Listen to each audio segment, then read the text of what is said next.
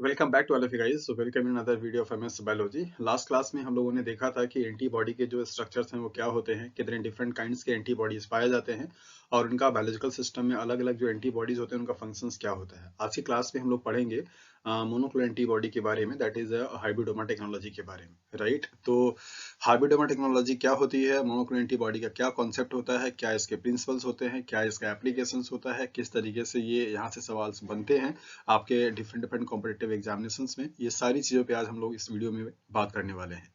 So basically अगर आप KVS PGT biotechnology के प्रिपरेशन कर रहे हैं या आप सीएसआईआर के प्रिपरेशन करते हैं तो ये वाला जो टॉपिक होता है आपके दोनों ही एग्जाम के लिए काफी इंपॉर्टेंट हो जाता है। यहाँ से आपका ये जो इम्यूनोलॉजी का टॉपिक है, मीन्स ये जो मोनोक्लोनल एंटीबॉडी का आपको दे रखा है सिलेबस में पढ़ने के लिए, ये यहाँ से कई सारे सवाल पूछे जाते हैं। लाइक एज हैट मीडिया क्या होता है, उसका क्या रोल होता है, राइट। और एचजीपीआरटी जो एंजाइम्स होती हैं उसके क्या रोल्स होते हैं, इस तरीके से कौन से पाथवे को ब्लॉक करता है, दैट इज साल्वेज पाथवे या डिनोमो पाथवे। ये सारे सवाल आपसे यहाँ से पॉसिबली इस टॉपिक से पूछे जाते हैं। साथ साथ आपसे ये भी पूछा जाता है कि मोनोक्लोनल एंटीबॉडी का बायोलॉजिकल सिस्टम में किस तरीके से एप्लीकेशन से, मीन्स क्या क्या इसके यूजेज होते हैं, राइट। तो इन सारे सवालों का जवाब आपको इस वीडियो के बाद देखने के बाद आपको मिल जाएगा और आप बहुत अच्छे तरीके से मोनोक्लोनल एंटीबॉडी से आए हुए जितने भी प्रीवियस ईयर के प्रॉब्लम्स होंगे आप उनको सॉल्व कर सकते हैं। सो कोशिश यही रहेगी कि आपके सारे के सारे जो 100 डाउट्स हैं वो मोनोक्लोनल एंटीबॉडीज के पूरे आपके क्लियर हो जाए, और अगर इसके बाद भी किसी कुछ डाउट रह जाएगा तो आप आसानी से कमेंट बॉक्स में अपने प्रॉब्लम्स को पूछ सकते हैं। सो स्टार्ट कर लेते हैं मोनोक्लोनल एंटीबॉडी के कॉन्सेप्ट को, क्या होता है इसका। सबसे पहले कि यहाँ पे टर्म आता है हाइब्रिडोमा टेक्नोलॉजी, राइट। ये एक ऐसी टेक्नोलॉजी होती है या टेक्नोलॉजी का नाम है जिसके थ्रू जो भी आपके मोनोक्लोनल एंटीबॉडीज होते हैं उसको प्रोड्यूस करने वाली जो सेल्स होती है जिसे आप बोलते हैं that is the hybrid cells, उसको बनाने का प्रोसेस लिया जाता है। तो जिस टेक्नोलॉजी के थ्रू आपके हाइब्रिड सेल्स बनाए जाते हैं जिनके पास monoclonal antibody, that means monoclonal antibody produce करने की कैपेसिटी होती है, एबिलिटी होता है, उस टेक्नोलॉजी को हम हाइब्रिडोमा टेक्नोलॉजी के नाम से जानते हैं। मोनोक्लोनल एंटीबॉडी को डिस्कवर करने के लिए का जो क्रेज जाता है वो दो साइंटिस्ट हैं, दैट इज कोहलर एंड माइलस्टीन। कई बार आपसे एग्जाम में यही सवाल पूछ देता है कि मोनोक्लोनल एंटीबॉडी और hybridoma technology was developed by, तो किसके द्वारा ये किया गया था। तो आपका आंसर है दैट इज कोहलर एंड माइलस्टीन, जो कि 1975 में किए हुए थे, राइट। तो मोनोक्लोनल एंटीबॉडी को पढ़ने से पहले पहले हम लोग कुछ बेसिक कॉन्सेप्ट जो है वो जान लेते हैं कि इसका इसका क्या इसकी जरूरत ही क्यों पड़ी और इसका क्या मीन होता है।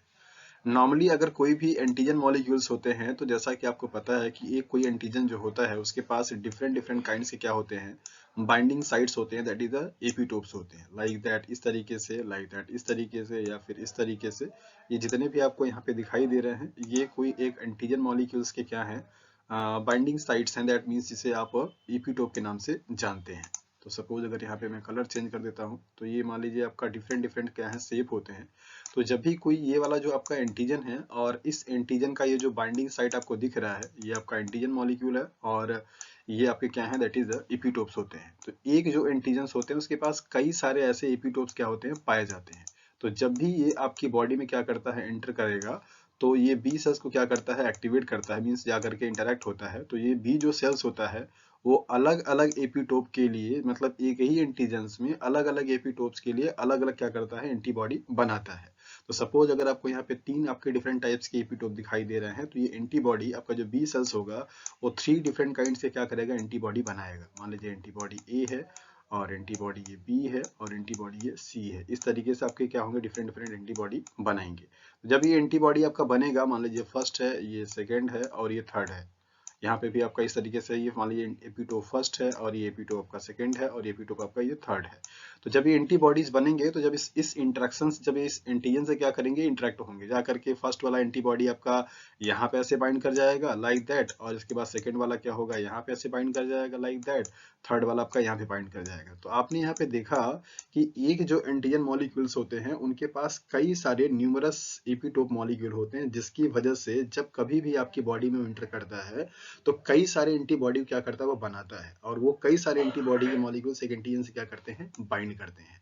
ऐसे स्ट्रक्चर को आप बोलते हैं that is a polyclonal antibody, right. Polyclone का मतलब यहाँ पे ये हुआ कि एक ही एंटीजन से कई सारे डिफरेंट टाइप के एंटीबॉडीज क्या किए हुए हैं, बाइंड किए हुए हैं ऐसे कॉम्प्लेक्स को, जहाँ पे एक एंटीजन मॉलिक्यूल्स के पास डिफरेंट अलग अलग क्या हो, एपिटोप साइट्स हो, और उन डिफरेंट एपिटोप साइट्स के लिए अलग अलग एंटीबॉडी क्या हो, जनरेट हो, और अलग अलग एंटीबॉडी से बाइंड करे।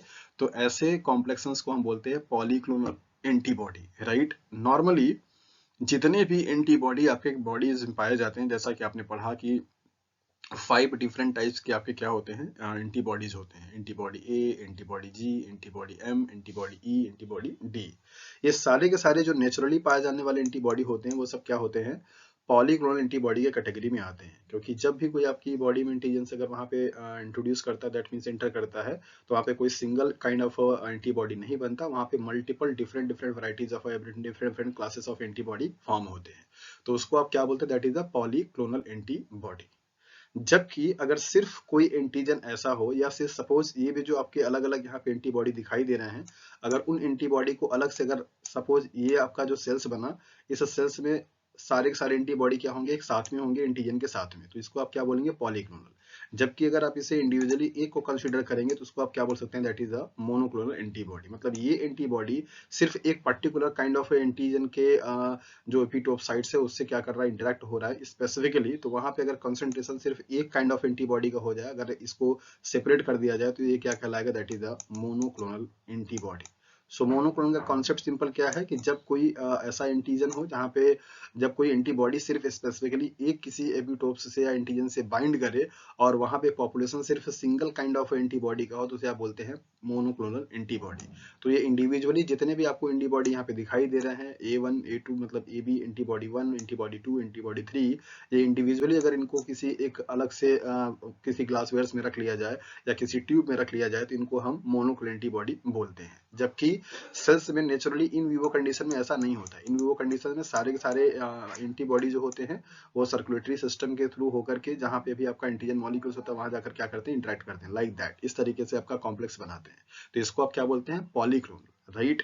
तो ये आपके नॉर्मली जो भी आपके एंटीबॉडी आपके सेल्स में बनते हैं उनका नेचर कैसा होता है, पॉलीक्लोनल। चाहे जो भी आप एंटीबॉडी जी जानते हैं, एंटीबॉडी एम जानते हैं, ये सारे के सारे एंटीबॉडी कैसे, दैट इज द पॉलीक्लोनल। तो कॉन्सेप्ट आपके पास क्या है कि नॉर्मल कंडीशंस में नेचुरली जितना भी कोई एंटीजन हमारी बॉडी में इंटरेक्ट करता है, मींस इंड्यूस होता है, और उसके इंटर करने के बाद जो भी एंटीबॉडीज आपके सेल्स में बनते हैं, आपकी बॉडी में बनता है, वो सबका नेचर कैसा होगा, that is the polyclonal, right. Monoclonal antibody basically क्या है, ये एक जेनेटिक इंजीनियरिंग के कॉन्सेप्ट में आता है। इसको डिजाइन करके क्या किया जाता है, बनाया जाता है, राइट। तो इसको कैसे बनाते हैं, उसी टेक्नोलॉजी को हम हाइब्रिडोमा टेक्नोलॉजी के नाम से जानते हैं। अभी लेटर डिस्कस करेंगे हम लोग। पहले यहाँ पे देख लेते हैं कि पॉलीक्लोनल और मोनोक्लोनल का डिफरेंस क्या होता है। तो डिफरेंस क्या आया कि पॉलीक्लोनल जो एंटीबॉडीज होते हैं वो मल्टीपल एपिटोप साइट से क्या होते हैं, अलग अलग जो सी बाइंड किए रहते हैं। जबकि आपका मोनोक्लोनल जो होगा वहां पे उस पूरे मीडिया में सिर्फ population single kind of antibody का होगा, और वो स्पेसिफिकली सिर्फ एक पर्टिकुलर काइंड ऑफ एंटीजेंस या उसके एपिटोप से क्या किया रहेगा, बाइंड किया रहेगा। तो ऐसे एंटीबॉडी को क्या बोलते हैं, that is the monoclonal antibody. दूसरी चीज यहाँ पे डिस्कस करना जरूरी है कि सपोज अगर आपके बॉडी से कोई एक सेल्स निकाल लिया गया, लाइक एज बी सेल्स निकाला गया, और अगर इस बी सेल्स को अगर आप किसी कल्चर ट्यूब में क्या करते हैं, ग्रो कराते हैं, मीन्स कल्चर मीडिया में ग्रो कराते हैं, तो ये सेल्स का नेचर कैसा होता है, न भी कोई आपका विवो इन विवो कंडीशन से आपकी बॉडी से मतलब लिविंग कंडीशन से आएगा तो इन विवो होगा, और अगर आपका किसी कल्चर मीडिया में ग्रो कराते हैं तो उसको आप इन विट्रो कंडीशन बोलते हैं, राइट।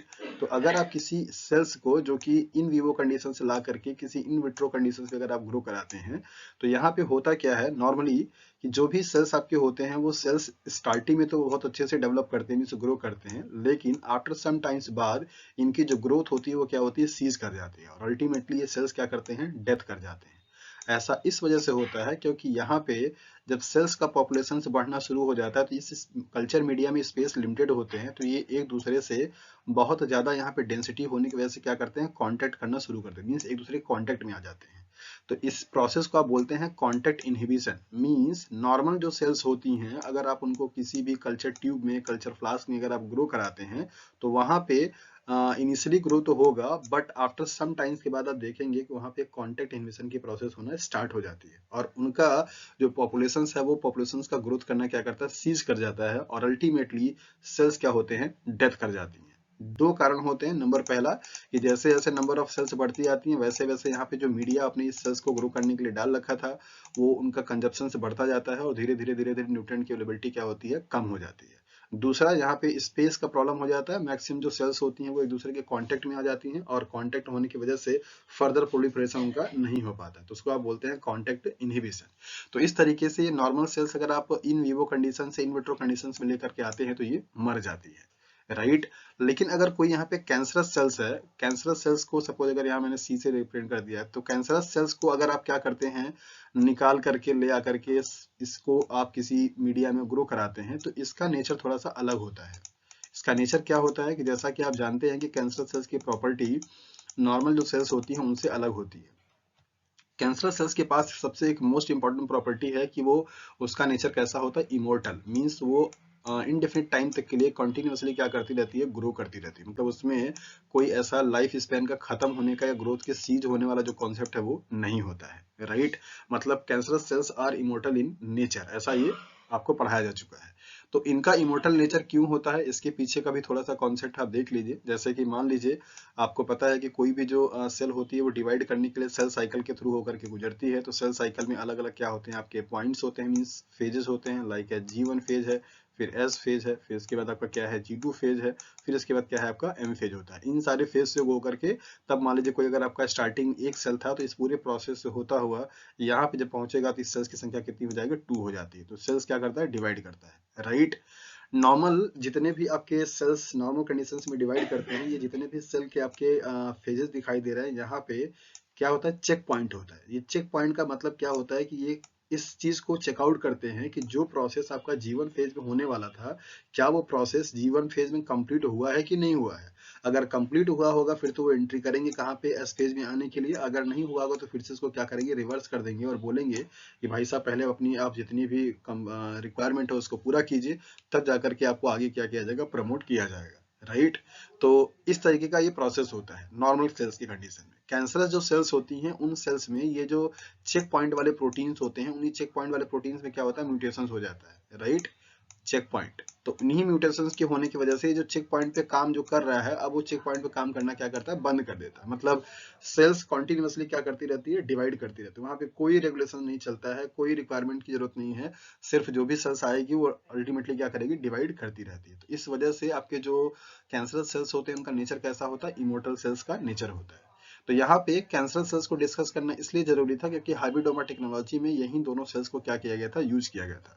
तो कैंसर सेल्स की प्रॉपर्टी की बात, प्रॉपर्टी क्या है, that is the immortal nature है। मतलब वो कॉन्टिन्यूसली इनडेफिनिट टाइम के लिए क्या कर सकता है, ग्रो कर सकता है। जबकि आपका जो बी सेल्स होता है, जैसा कि आप जानते हैं कि बी सेल्स हमारा क्या बनाता है, दैट इज द एंटीबॉडी बनाने का काम करता है। बी सेल्स किस में कन्वर्ट होता है, प्लाज्मा सेल्स में, और प्लाज्मा सेल्स क्या बनाता है, एंटीबॉडी बनाता है। तो ये दोनों सेल्स की प्रॉपर्टी क्या हो गई कि बी सेल्स जो होगा, अगर आप नॉर्मली ग्रो कराएंगे तो क्या करेगा, कल्चर मीडिया में आफ्टर सम टाइम्स के बाद ये मर जाएगा। जबकि आपका जो कैंसरस सेल्स होगी, दैट मींस माइलोमा जो सेल्स होगी, वो सेल्स के पास ऐसी प्रॉपर्टी नहीं है, वो क्या करेगी, कंटिन्यूअसली डिवाइड करती रहती है। तो इन दोनों सेल्स के फीचर्स को लेकर के ही बेसिकली क्या किया गया, हाइब्रिडोमा टेक्नोलॉजी को डेवलप किया गया। तो देखते हैं यहाँ पे कि हाइब्रिडोमा टेक्नोलॉजी क्या है और किस तरीके से इसको हम हाइब्रिडोमा टेक्नोलॉजी के नाम से जानते हैं, ओके। तो नॉर्मली मोनोक्लोनल एंटीबॉडी बनाने के लिए क्या किया जाता है कि जो भी आपका डिजायर्ड आपका एंटीजेंस है, जिसके खिलाफ में आप एंटीबॉडी बनाना चाहते हैं, उस डिजायर्ड एंटीजेंस को पहले आप क्या करते हैं, बनाते हैं। देन उसके बाद आप क्या करते हैं, उसको माइस के बॉडी में इंसर्ट करते हैं, जिसको आप इम्यूनाइजेशन के नाम से जानते हैं। आपने जब अपना डिजायर्ड एंटीजेंस को माइस के बॉडी में इम्यूनाइज करा दिया, दैट मीन्स इंट्रोड्यूस करा दिया, तो नियरली 6 to 7 डेज के बाद उसकी बॉडी में का जो एक्टिव इम्यून सिस्टम होता है वो एक्टिवेट हो जाता है, राइट। और एक्टिवेट होने के बाद वो उस एंटीजन के खिलाफ में एंटीबॉडी बनाना शुरू कर देता है, राइट। तो जब वो एंटीबॉडी बनाना शुरू कर देगा, तो सपोज मैंने आपको बताया कि एक कोई आपका मान लीजिए कि ये डिजायर्ड एंटीजन है, और इस डिजायर एंटीजन को अपने एंटीजन्स को हम इम्यूनोलॉजी में एजी से रिप्रेजेंट करते हैं। तो एंटीजन्स को आपने क्या किया कि माइस की बॉडी में क्या करा दिया है, इंट्रोड्यूस करा दिया है, राइट। ये आपका माइस है और आपने इसको क्या कराया है, इंट्रोड्यूस करा दिया है इस तरीके से।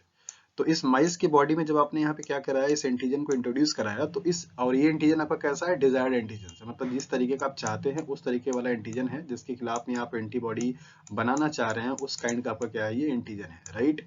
जब आपने यहाँ पे इसकी बॉडी में इंट्रोड्यूस कराया तो इसके बॉडी में इसके खिलाफ में एंटीबॉडी बनना शुरू हुआ। तो इसकी बॉडी से क्या किया गया, स्प्लीन सेल्स निकाला गया। स्प्लीन सेल्स इसलिए क्योंकि स्प्लीन सेल्स में बी सेल्स का पॉपुलेशन सबसे क्या होता है, डोमिनेंट होता है। तो स्प्लीन सेल्स निकाला गया और इस स्प्लीन सेल्स में क्या होगा, आपका बी सेल्स होगा। बी सेल्स जो कि आपका क्या बनाएगा, दैट इज एंटीबॉडी या प्लाज्मा सेल्स बनाता है, राइट। तो यहाँ पे आपके जो बी सेल्स हैं और वो बी सेल्स का एक्टिवेशन किसकी वजह से हुआ है, दैट इज इस एंटीजन की वजह से, मतलब यहाँ पे एंटीबॉडी जो बनेगा आपका कैसा बनेगा, इसके खिलाफ में बनेगा। तो ये आपका क्या हो गया, बी सेल्स हो गया। दूसरा एक लिया गया, that is the myeloma sales. क्या लिया गया, माइलोमा सेल्स। तो माइलोमा सेल्स एक कैंसरस टाइप की सेल्स होती है जिसके पास आपकी प्रॉपर्टी क्या है, that is the continuous grow करने की। तो ये माइलोमा सेल्स को इंजीनियरिंग मतलब डीएनए टेक्नोलॉजी के थ्रू क्या किया गया, एक मॉडिफिकेशन किया गया, जहाँ पे HGPRT एक एंजाइम है। इसका क्या फुल फॉर्म है, इसका क्या रोल है, ये सब लोग हम लोग बहुत अच्छे से डिस्कस करेंगे, बट अभी फिलहाल समझिए HGPRT जीन को क्या किया गया, लैकिंग किया गया, मतलब उस जीन को इसके बॉडी से क्या किया गया, हटा दिया गया। इसका क्या सिग्निफिकेंस है ये भी हम लोग डिस्कस करेंगे। तो ये HGPRT का जो जीन है उसको माइनस साइन से रिप्रेजेंट किया गया। माइनस आपको बताता है कि इसके पास HGPRT जीन नहीं है। तो ऐसी माइलोमा सेल्स इसके पास HGPRT नहीं है, वो सेल्स, और इसके बाद बी सेल्स जो कि पहले ऑलरेडी डिजायर्ड एंटीजेंस के इंटरेक्ट होने के बाद, एक्टिवेट होने के बाद बनी हुई है। तो ये आपका बी सेल्स और ये आपका माइलोमा सेल्स को मिला करके जो सेल्स बनी उसको आपने नाम दिया हाइब्रिडोमा सेल्स। नाम दिया हाइब्रिडोमा सेल्स। और इसी हाइब्रिडोमा सेल्स को बनाने के लिए जिस टेक्नोलॉजी का यूज किया गया उस टेक्नोलॉजी को बोला गया, that is the hybridoma technology. और इस हाइब्रिडोमा सेल्स के पास दोनों प्रॉपर्टी है। नंबर पहला कि ये बी सेल्स भी बनाएगा, मतलब कि ये एंटीबॉडी भी बनाएगा, और दूसरा ये कॉन्टिन्यूअस ग्रो भी करेगा, मींस इमोर्टल नेचर का भी होगा। तो दोनों जो सेल्स थी जिनको कंबाइन किया गया और उन्हीं कंबाइन करने के बाद इसकी प्रॉपर्टी उन दोनों सेल्स का की प्रॉपर्टी को लेकर के ये बन गया। मतलब इसके पास माइलोमा सेल जैसी कैंसर सेल्स जैसी क्या है, कॉन्टिन्यूअसली ग्रो करने की प्रॉपर्टी है, और इसके पास बी सेल्स के जैसा एंटीबॉडी बनाने की भी क्या है, ये प्रॉपर्टी है। So this is the concept of monoclonal antibody, that means hybridoma technology. तो ये आपका जो हाइब्रिडोमा सेल्स बना, उस सेल्स से अब जो भी आपका एंटीबॉडी बनेगा वो एंटीबॉडी सिर्फ और सिर्फ इस पर्टिकुलर एक सिंगल एंटीजन के लिए क्या करेगा, बनेगा। और उस पॉपुलेशन में जितने भी एंटीबॉडी होंगे सिंगल काइंड ऑफ एंटीबॉडी होंगे, दैट इज वाई इसको हम बोलते हैं मोनोक्लोनल एंटीबॉडी। यहाँ पे इस बी सेल्स को और माइलोमा सेल्स को फ्यूज कराने के लिए एक मीडिया का यूज किया गया जिसका नाम है peg, that is the polyethylene glycol. जहां से आपसे सवाल पूछा जाता है एग्जाम्स में कि दोनों को सेल्स को फ्यूज कराने के लिए क्या मीडिया का यूज किया गया था। So most of the time पे पेग यूज किया जाता है। इसके बाद एक वायरस है जिसका नाम है सेंडाई वायरस। इस वायरस को भी यूज किया गया था ये दोनों सेल्स के मेम्ब्रेन्स को आपस में फ्यूज कराने के लिए, सेंडाई वायरस, राइट। तो आप इसको अच्छे तरीके से समझ लीजिए, ये आपसे एग्जाम में सवाल दे करके जाता है। पेग क्या है, पॉलीइथिलीन ग्लाइकॉल है, जो कि फ्यूजन करने के लिए क्या किया गया, एक मीडिया के रूप में यूज किया गया था। जबकि सेंडाई वायरस आपका क्या है, एक सिस्टम है जो कि इन दोनों सेल्स को या सेल्स के मेम्ब्रेन को फ्यूज करने के लिए यूज किया गया था। तो हाइब्रिडोमा सेल्स कैसे बना, आपने यहाँ पे देखा कि नॉर्मल एक बी सेल जो कि स्प्लीन से आया हुआ है, किसके, माइस से, जो कि माइस में पहले से एंटीजन क्या किया था, इंटरेक्ट कराया गया था। जबकि आपका ये माइलोमा सेल्स है जिसमें एक मैनिपुलेशन किया गया, दैट इज HGPRT जो जीन था उसको वहां से हटा दिया गया है, राइट। और ये जो सेल्स बनी है उसके सेल्स के पास दोनों प्रॉपर्टी है, बी सेल्स जैसा और कैंसर सेल्स जैसा, ओके। अब यहाँ पे जब फ्यूजन कराया गया तो ये फ्यूजन होने के बाद यहाँ पे 3 टाइप के पॉसिबिलिटीज बनती हैं। क्या क्या बनेगा, एक सेल्स तो ऐसा बनेगा जिसके पास, जिसको आप अनफ्यूज्ड सेल्स बोलेंगे, जो कि क्या होगी, आपकी बी सेल्स होगी। दूसरा सेल्स आपका कैसा बनेगा, ऐसा बनेगा जो कि आपका क्या होगा, सिर्फ और सिर्फ अनफ्यूज्ड माइलोमा सेल्स होगी, मींस एम सेल्स होगा। तीसरा सेल्स आपका कैसा होगा, जो कि फ्यूज्ड वाला होगा, जिसको आप हाइब्रिडोमा सेल्स के नाम से जानते हैं। तो जब आप फ्यूजन कराएंगे तो सारे के सारे जो सेल्स के पॉपुलेशन होंगे, ऐसा जरूरी नहीं है कि आपस में फ्यूज हो जाए। वहां पे 3 कैटेगरी के सेल्स बनने की पॉसिबिलिटी बनती है। हो सकता है कि कुछ जो बी सेल्स हैं वो फ्यूज ना किए हो, तो उसको आप अनफ्यूज्ड बी सेल्स बोलेंगे, जिसको मैंने यहाँ पे लिख दिया है बी सेल्स। और इसको आप इस तरीके से कर लिए ताकि आपको समझ में आ जाए कि ये आपका फ्यूज वाला सेल्स है, राइट। और कुछ सेल्स ऐसे होंगे जो कि अनफ्यूज माइलोमा सेल्स होंगे, जिसको मैंने इस तरीके से दे दिया है आपको एम बता करके। और कुछ सेल्स ऐसे होंगे जो कि आपके क्या होंगे, हाइब्रिड वाले सेल्स होंगे।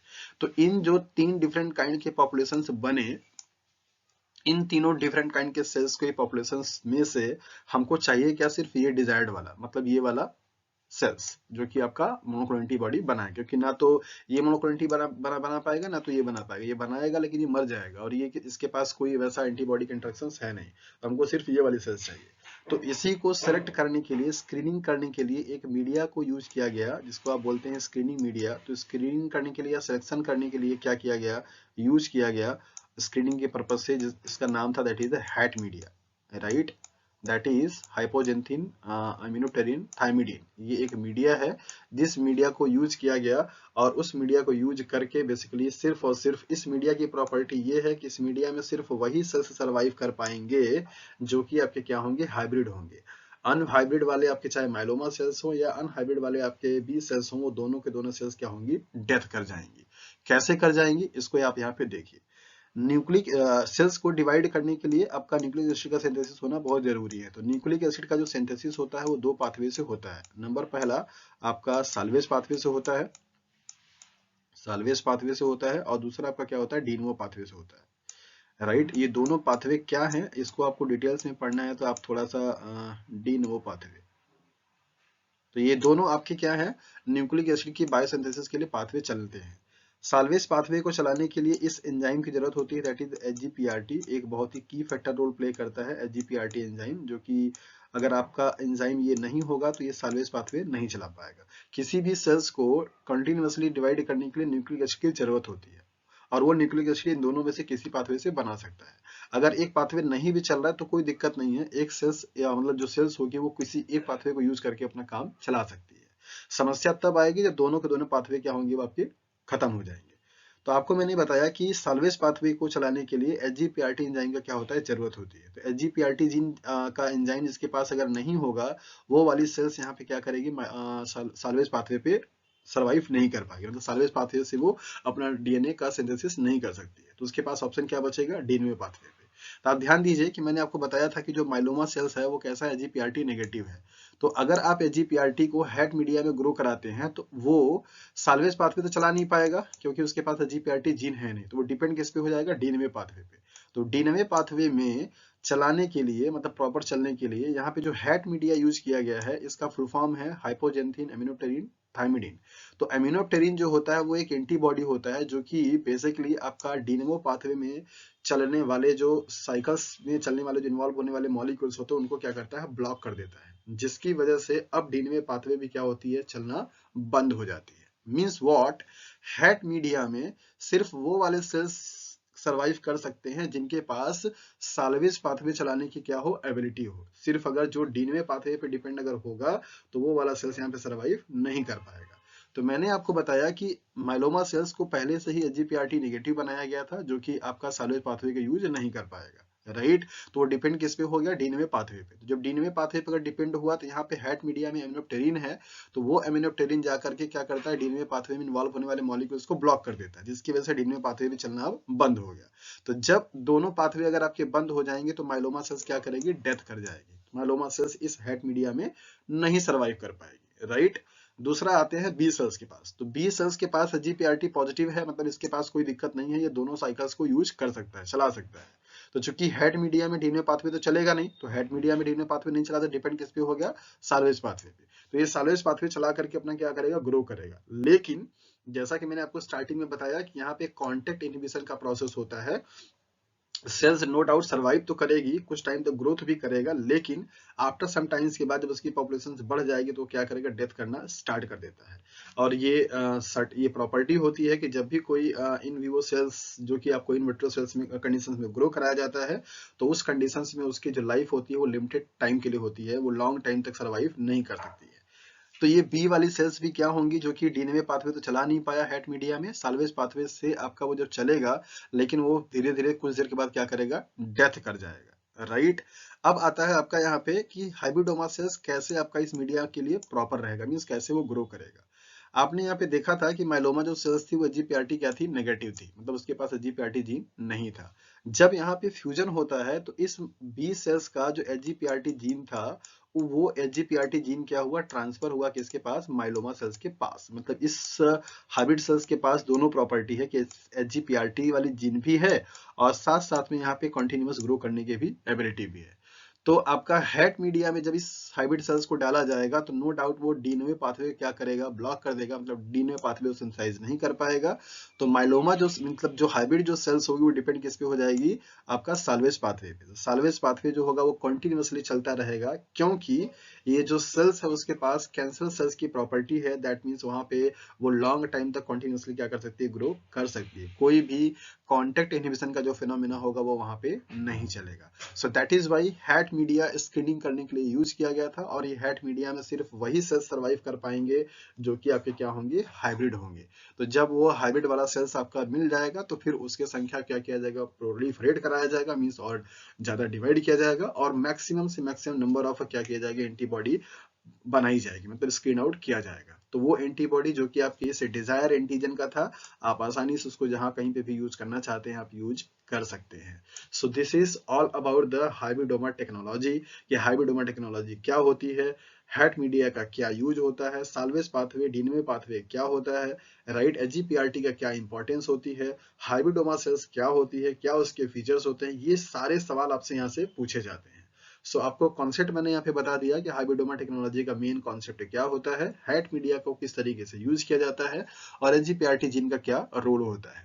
तो होपफुली आपको ये हाइब्रिडोमा टेक्नोलॉजी का मीन जो है वो समझ में आ गया होगा। अब हम लोग थोड़ा सा देख लेते हैं कुछ फिगर से जो कि आपको समझने के लिए और अच्छे से हेल्पफुल करेगा। तो यहाँ पर मैंने आपके लिए फिगर लगाया हुआ है, जैसा कि आप जो मैं फिगर से समझा रहा था आप यहाँ पे देख सकते हैं कि नॉर्मली एक कोई एंटीजन मॉलिक्यूल्स है जिसके पास डिफरेंट टाइप्स के क्या है, आपके एपिटोप्स हैं जो कि एंटीबॉडी से बाइंड कर सकता है। नंबर दे दिया गया, दैट इज 1 2 3 4। तो जब भी आप उसको माइस की बॉडी में क्या करेंगे, इंट्रोड्यूस कराएंगे, तो माइस की बॉडी का इम्यून सिस्टम जब एक्टिवेट होगा तो वो सभी एपिटोप्स के लिए क्या करता है, एंटीबॉडी बनाता है, राइट। तो जब एपिटोप वो बनाएगा तो चूंकि सेल्स में ऐसा कोई आइसोलेशन वाला तो चैम्बर लगा नहीं है कि आप एक चैम्बर को आइसोलेट कर लेंगे, तो वहां पे सारे जो मीडिया में बनने वाले जो एंटीबॉडी होंगे वो कुछ इस तरीके से आपको दिखाई देंगे, मतलब जस्ट लाइक दैट। तो let me erase all this. So आपको यहाँ पे दिखाया जा रहा है कि ये एक आपका एंटीजन है जिसके पास कई सारे क्या है, आपके एपिटोप्स हैं। जब ये माइस की बॉडी में क्या किया गया, इंटर कराया गया, तो इसका बॉडी जब इंट्रोड्यूस हुआ तो जब यहाँ पे सीरम आइसोलेट किया गया तो डिफरेंट टाइप के एंटीबॉडी यहाँ पे दिखाई दी, antibody first, antibody second, antibody third, antibody first. और जो स्ट्रक्चर दिखा आपको कुछ इस तरीके से, ऐसे स्ट्रक्चर्स को आप क्या बोलते हैं, पॉलीक्लोनल एंटीबॉडी, राइट। जबकि अगर आप यहाँ पे देखें तो जब ये स्प्लीन सेल्स को निकाला गया तो यहाँ पे अलग अलग आपके जो एंटीजन्स थे, दैट इज ये 1 2 3 4 5 इस तरीके से, और ये माइलोमा सेल्स मींस ये प्लाज्मा सेल्स जो कि आपका बनाया गया एंटीबॉडी, और ये माइलोमा सेल्स, इन दोनों को फ्यूज करा करके जो सेल्स बनी वो क्या बनी, that is the hybridoma sales, means that is the जिसके पास प्रॉपर्टी होगा कैंसरस सेल्स की और प्लाज्मा सेल्स मींस एंटीबॉडी बनाने की। और इन सारे डिफरेंट टाइप के जो हाइब्रिड सेल्स थे उनको क्या किया गया, सेलेक्ट किया गया बाय द हैट मीडिया और इनको आइसोलेट किया गया। तो सिंगल काइंड के एंटीजेंस का जब पॉपुलेशन से यहाँ पे दिया गया तो यहाँ पे सिर्फ सिंगल एक एंटीबॉडी बनी। इन इंडिविजुअल सभी ए 1 2 3 4 वाले को अलग अलग वेल्स में जब किया गया तो इसको आप क्या बोलते हैं, that is the monoclonal antibody. तो मोनोक्लोनल एंटीबॉडी का मतलब क्या हुआ कि दैट इज द उस पूरे एंटीबॉडी में पॉपुलेशन सिर्फ सिंगल वन काइंड के एंटीबॉडी का होगा जो कि स्पेसिफिकली सिर्फ एक single kind of antigen molecule से क्या कर सकता है, बाइंड कर सकता है, राइट। तो ये फिगर आपको समझने में काफी हेल्प करेगा। दूसरा आपको यहाँ पे सिंगल दिखाया गया कि जो प्लाज्मा सेल्स है और जो ट्यूमर सेल्स होती है उन दोनों को कंबाइन करके यहाँ पे जो सेल्स बनेगा उसको आप हाइब्रिडोमा सेल्स बोलते हैं, और इसी हाइब्रिडोमा सेल्स से मोनोक्लोनल एंटीबॉडी क्या होती है, बनाई जाती है। तो पॉलीक्लोनल और मोनोक्लोनल एंटीबॉडी में क्या डिफरेंस है आपने देख लिया। एग्जांपल्स आपके आईजीएम, आईजीजी, जितने भी आप एंटीबॉडी जानते हैं नेचुरली लिविंग सिस्टम में पाए जाने वाले जो बॉडीज होते हैं वो क्या होते हैं, पॉलीक्लोनल एंटीबॉडी होते हैं। जबकि हमको जो बनाना होता है सिंगल एक पर्टिकुलर काइंड ऑफ एंटीजेंस के लिए उस वो जो बनाते हैं उसको क्या बोलते हैं, मोनोक्लोनल एंटीबॉडीज, राइट। तो आपने इस तरीके से देखा कि मोनोक्लोनल एंटीबॉडी क्या है, हाइब्रिडोमा टेक्नोलॉजी क्या होती है, और इसके लिए यहाँ पे कुछ पॉइंट्स आपके लिए मैंने लिख रखे हैं, आप उसको देख लीजिए कि जो भी इंटरेस्ट ऑफ जीन होता है, एंटीजेंस होते हैं, आप उसको क्या करते हैं, इम्यूनाइज करा देते हैं माइस की बॉडी में, और इम्यूनाइज कराने के 7 से 8 दिन के बाद आप स्प्लीन सेल्स को क्या करते हैं, रिमूव करते हैं। स्प्लीन सेल्स को, इसलिए यहाँ पे स्पेलिंग मिस्टेक है, स्प्लीन होगा। स्प्लीन सेल्स का आप इसलिए लेते हैं क्योंकि स्प्लीन सेल्स में सबसे ज्यादा जो पॉपुलेशन होती है वो किसकी होती है, बी सेल्स की होती है। बी सेल्स का यहाँ पे कॉन्सेंट्रेशन क्या होता है, ज्यादा होता है। और जैसा कि आप जानते हैं कि बी सेल से क्या बनाता है आपका प्लाज्मा सेल्स, और प्लाज्मा सेल से क्या बनेगा आपका एंटीबॉडी, राइट। और दूसरा आपको दिखाया गया कि spleen cells the prominent amount of B cells which produces antibody, तो यही स्टेटमेंट आपको बता रहा था। Myeloma cells are cancerous cells that are immortal in nature, मतलब उनके पास कॉन्टिन्यूसली डिवाइड करने की क्या होती है, प्रॉपर्टी होती है। और फ्यूजन जो कराया गया आपका स्प्लीन सेल्स का और माइलोमा सेल्स का, उसी से जो सेल्स बनेंगे उसको क्या बोलेंगे, हाइब्रिडोमा सेल्स बोलेंगे। और इस टेक्नोलॉजी को हाइब्रिडोमा टेक्नोलॉजी के नाम से जानते हैं। हाइब्रिडोमा सेल्स के पास एबिलिटी होती है दोनों, दैट इज वो एंटीबॉडी भी बनाएगा और उसकी नेचर कैसा होगा, इमोर्टेलिटी का भी होगा। पेग मीडिया जिसका फुल फॉर्म है पॉलीथिलीन ग्लाइकॉल, ये या सेंडाई वायरस, ये दोनों आपके यूज किए गए थे फ्यूजन पर्पस के लिए। और माइलोमा सेल्स जो होती है वह जीपीआरटी लैकिंग होती है, मींस माइनस होता है। और जीपीआरटी क्या है, एक एंजाइम होता है जो कि आपका साल्वेज पाथवे में एक टेट्राहाइड्रोफ्लोरेट जो मॉलिक्यूल से इन्वॉल्व होता है उसको एक्टिवेट करने का काम करता है। तो अगर आपका ये एंजाइम नहीं होगा तो वो साल्वेज पाथवे सिंथेसिस नहीं हो पाएगी। आपको यहाँ पे फुल फॉर्म दे रखा है, that is the हाइपोजेंथीन guanine phosphoribosyl transferase, एक एंजाइम का नाम है। और सिलेक्शन करने के लिए आपको जो मीडिया यूज किया गया कैसा कैसा, that is the HAT media जिसका फुल फॉर्म होता है हाइपोजेंथीन एमिनोटेरिन थाइमिडिन। तो अनफ्यूज जो माइलोमा सेल्स होती हैं वो ग्रो नहीं कर पाएंगे क्योंकि उनके पास क्या है, जीपीआरटी जीन नहीं होती, माइनस होता है। और अनफ्यूज जो स्प्लीन सेल्स होती हैं वो इसलिए डेथ कर जाती हैं क्योंकि उनकी लाइफ स्पेन क्या होती है, लिमिटेड होती है, मींस वहां पे कॉन्टेक्ट एमिशन का प्रोसेस होता है। और जबकि सिर्फ और सिर्फ जो फ्यूज सेल्स होंगी वो आसानी से ग्रो कर पाएंगे क्योंकि उनके पास जीपीआरटी जो है, जो जीन है जो कि लैकिंग था माइलोमा सेल्स के पास, वो कहां से आया है आपका, बी सेल्स से आया हुआ है। और बी सेल्स का प्रॉपर्टी क्या है, एंटीबॉडी बनाना, तो एंटीबॉडी भी बनाएगा और कंटिन्यूअसली ग्रो भी करता रहेगा। तो इस तरीके से आपने देखा कि जो हेड जो मीडिया है उसका फुल फॉर्म क्या है और उसको सेलेक्टिव मीडिया के रूप में क्या करते हैं, यूज किया जाता है। तो और अमीनोप्टेरिन क्या है आपका, एक एंटीबॉडी होता है इस हेड मीडिया का जो कि ब्लॉक कर देता है टेट्राहाइड्रोफ्लोरेट को, और जो कि रिक्वायर्ड होता है डीएनए पाथवे चलाने के लिए। तो हेड मीडिया में डीएनए पाथवे नहीं चलेगा, सिर्फ क्या चलेगा, साल्वेज पाथवे चलेगा। और जीपीआरटी क्या है, एक एंजाइम है जो कि साल्वेज पाथवे के लिए क्या होती है, जरूरी होती है। तो इस तरीके से आपने देखा कि जो भी पॉसिबल आपसे सवाल मोनोक्लोनल एंटीबॉडी से पूछे जाते हैं, मोनोक्लोनल एंटीबॉडी को आप MOAB से भी रिप्रेजेंट करते हैं, ये भी आपसे कभी कभी दे देता है सिंबल, तो यहाँ पे आप इसको ध्यान से देखिए, मोनोक्लोनल एंटीबॉडी। तो इस तरीके से सारे जो आपके डाउट्स थे मोनोक्लोनल एंटीबॉडी को लेकर के होपफुली वो अभी क्लियर हो चुके होंगे, और आप अब जाकर के अपने प्रीवियस ईयर के सवाल को सॉल्व कर सकते हैं इस टॉपिक से। होपफुली कि आपके सारे सवाल सॉल्व हो जाएंगे। So thank you for watching this video. If you like this video, so please hit the like button and subscribe my channel, and also share it with your friends because sharing is caring. So thank you for watching this video.